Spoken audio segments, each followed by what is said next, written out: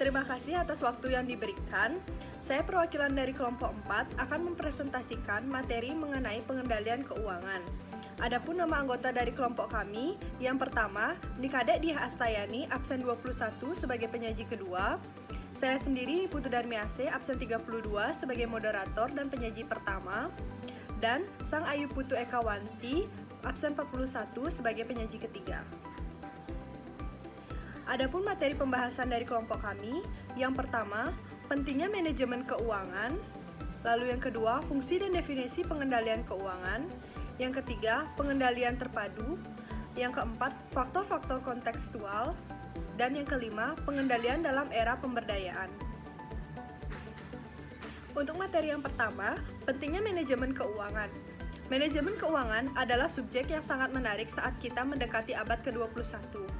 Radio dan televisi menyajikan cerita-cerita yang dramatis tentang pertumbuhan dan penurunan perusahaan-perusahaan, pengambil alihan perusahaan, dan berbagai jenis restrukturasi perusahaan. Untuk dapat memahami perkembangan, untuk ikut serta di dalamnya secara efektif diperlukan pengetahuan mengenai pengendalian keuangan. Pentingnya prinsip keuangan ini digarisbawahi dengan adanya perkembangan dramatis yang terjadi dalam pasar keuangan. Selanjutnya, definisi dan fungsi pengendalian keuangan. Sasaran perilaku utama dari pengendalian keuangan dapat dijelaskan menggunakan definisi pengendalian secara umum.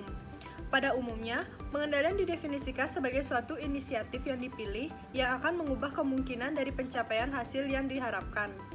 Definisi pengendalian telah didasarkan pada konsep kepercayaan dan konsep kemungkinan. Selanjutnya, fungsi keuangan dalam organisasi biasa dipisahkan menjadi dua jabatan, yaitu yang pertama, bendahara. Bendahara bertanggung jawab atas perolehan dan pengamanan data. Lalu yang kedua, administrasi pembukuan atau akuntansi. Bidang tanggung jawab kontroler meliputi akuntansi pelaporan dan pengendalian. Fungsi pokok kontroler adalah mencatat atau recording dan membuat laporan atau reporting mengenai informasi keuangan perusahaan. Terima kasih atas kesempatannya. Saya Dia akan membawakan materi mengenai pengendalian terpadu. Secara formal, sistem pengendalian komprehensif merupakan suatu figurasi yang saling melengkapi, yaitu subsistem formal yang mendukung proses administratif. Ada 3 tahap proses administratif dan implementasi pengendalian, yaitu yang pertama, perencanaan. Proses perencanaan dalam organisasi ditandai dengan istilah perilaku penetapan tujuan. Yang kedua, umpan balik. Umpan balik dari organisasi berasal dari sumber formal dan informal yang disusun ke komunikasi nonverbal. Yang ketiga, interaksi pengendalian. Perencanaan, operasi, dan aktivitas-aktivitas umpan balik telah diidentifikasi sebagai 3 aspek dalam proses administratif yang sangat didukung oleh rancangan pengendalian terpadu. Selanjutnya, saya akan menjelaskan mengenai faktor-faktor kontekstual. Yang pertama, ada ukuran. Dapat dipandang sebagai peluang jika berfungsi sebagai pemberi manfaat ekonomi dan bukan sebagai strategi pengendalian.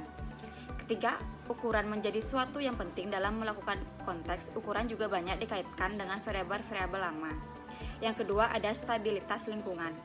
Derajat stabilitas lingkungan dapat ditingkatkan dengan memilih alat yang tepat terhadap perubahan lingkungan seperti pengendalian sejumlah produk baru, tindakan-tindakan pesaing yang melakukan metode produksi yang lebih baik atau efisien, pihak pengembalian keputusan yang mempengaruhi unit-unit kerja. Yang ketiga, ada motif keuangan. Sistem pengendalian yang didasarkan pada motif-motif dan ukuran profitabilitas seringkali dapat diterjemahkan secara langsung pada konteks nirlaba. Manfaat terbesar yang berkaitan dengan indikator-indikator berbasis laba adalah bahwa indikator-indikator tersebut secara statistik akan tampak jelas jika diringkas. Yang keempat, ada faktor-faktor proses.